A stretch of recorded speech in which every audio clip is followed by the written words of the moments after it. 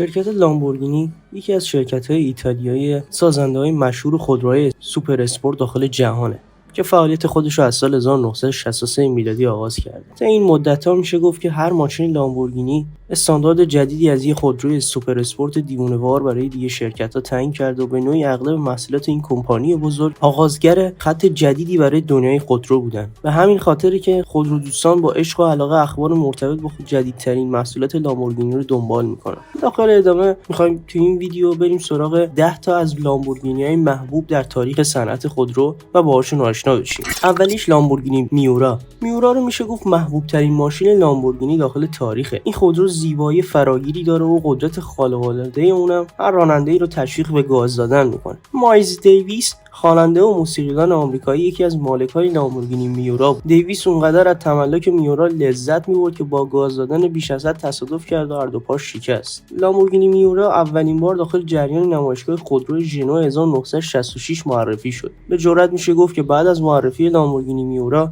صنعت خودروسازی متحول شد. میورا داخل زمان معرفی سریع‌ترین خودروی جهان بود. لامبورگینی میورا با موتور V12 بدنه عضلانی و براق و چراغ‌های جمع‌شونده به یه اسطوره داخل جمع صدها مدل لامبورگینی تبدیل شد. لامبورگینی بعدی لامبورگینی کونتاشه. خودروی دوست داشتنی و حتی ممکنه گرونترین ماشین جهان هم لقب بگیره. اما اکثر جوان‌ها و بزرگسالای امروزی برند لامبورگینی رو با مدل کونتاش به خاطر میارن. عکس ماشین‌های لامبورگینی کونتاش دهه‌های 1980 و 1990 میلادی زینت بخش اتاق خواب نوجوانا بوده و به اونها برای رویا پردازی کمک می‌کرده. لامبورگینی کونتاش داخل نمایشگاه خودروی ژنو 1971 معرفی شد و به واسطه ظاهر دراماتیک خودش به سرعت مورد توجه قرار گرفت. قدرت کونتاش از موتور V12 با توان 375 اسب بخار تامین میشه. کونتاش برخلاف سوپر اسپورت‌های امروزی چیزی بیش از یه خودرو نبود و همین مسئله موجب شد موندگاری اون داخل ذهن مردم بیشتر باشه و هنوز هم طرفدارای زیادی از سراسر جهان داره.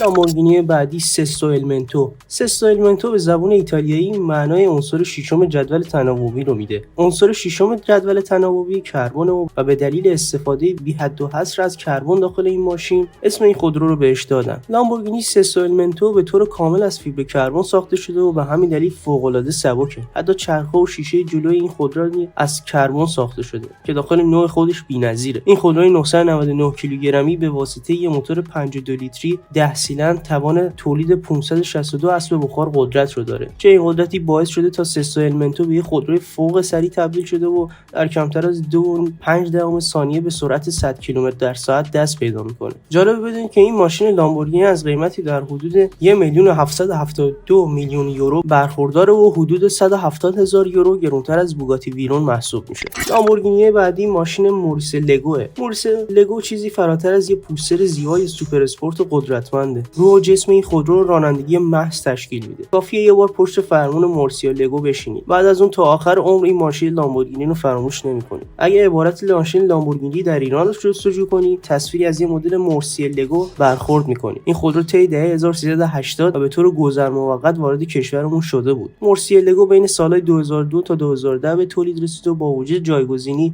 توسط مدل‌های جدیدتر همچنان جایگاه خودش رو به عنوان یه روح متعصب حفظ کرده. لامبورگینی اسپادا. اگه به دنبال یه ماشین لامبورگینی منحصر به فردی، اسپادا مدلیه که میتونه نظر شما رو خیلی جلب کنه. اسپادا تنها خودروی لامبورگینیه که ظرافت 4 سرنشین رو داره اما شاسی بلند نیست. این خودروی کوپه بین سال 1968 تا 1978 ساخته شد. قدرت اسپادا توسط موتور 3.9 لیتری V12 با 321 اسب بخار تامین میشه. این قدرت در حال حاضر رقم چشمگیری نیست اما داخل دهه 1970 میلادی عدد خارق‌العاده‌ای محسوب میشد. لامبورگینی اسپادا توسط مارچلو گاندلیلی از برنتونو طراحی شد. فردی که طی دهه‌های بعدی میورا و کونتاش رو خلق کرد. اسپادا فروش مناسبی رو طی دهه 1970 میلادی تجربه کرد و به شرکت نوپای ایتالیایی اجازه داد تا جای پای خودش رو داخل صنعت خودروسازی محکم کنه. لامبورگینی هوراکان. قوانین سختگیرانه صنعت خودروسازی منجر به تولید اتومبیل‌های ایمن شده. از یه طرف دیگه این قوانین خودروسازا رو محافظه‌کار کرده و از این رو تعداد خودروهای دیوونه‌وار مقایسه با دهه‌های گذشته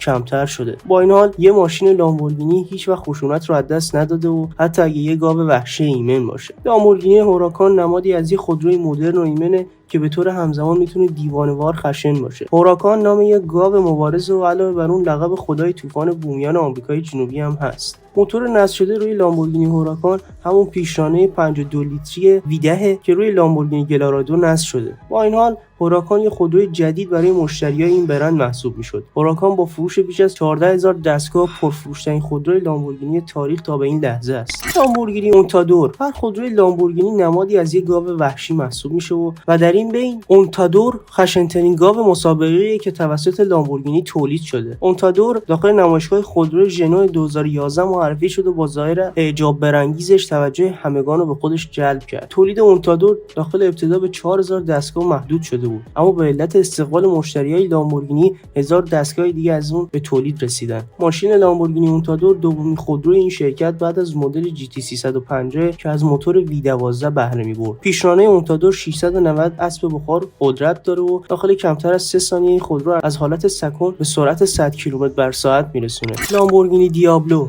یکی از القاب شیطان به حساب میاد و ماشین لامبورگینی دیابلو هم شیطانی ترین مدلیه که از خط تولید این شرکت خارج شد. دیابلو اولین مدل این شرکت که به سرعت 320 کیلومتر بر ساعت دست یافته و یه شیطان فوق سریع محسوب میشه. دیابلو داخل دهه 1990 میلادی جایگزین مدل محبوب کنتاژ شد و با زیبایی خودش افراد خیلی زیادی رو تحت تاثیر قرار داد. لامبورگینی LM202 طرفدارای سرسخت سوپر اسپورت‌های اروپایی اعتقاد دارن که ماشین لامبورگینی LM202 بایستی احیا بشه. این ماشین شاسی بلند عظیم‌الجثه بر اساس مدل کنتاژ و به منظور شرکت داخل این مزایده نظامی ساخته شد. لامبورگینی LM202 به علت طراحی عجیب و غریب و قدرت خارق‌العاده‌اش عنوان دیوانه‌وارترین خودروی دهه 1980 میلادی رو با افتخار نصیب خودش کرد. لامبورگینی LM202 با قدرتی معادل 455 اسب بخار رکورد شتاب 0 تا 177 ثانیه‌ای رو از آن خودش کرد. این رکورد برای خودروی در این ابعاد حیرت انگیزه، چرا که LM202 حدود 3 تن وزن داره. مدل LM202 به عنوان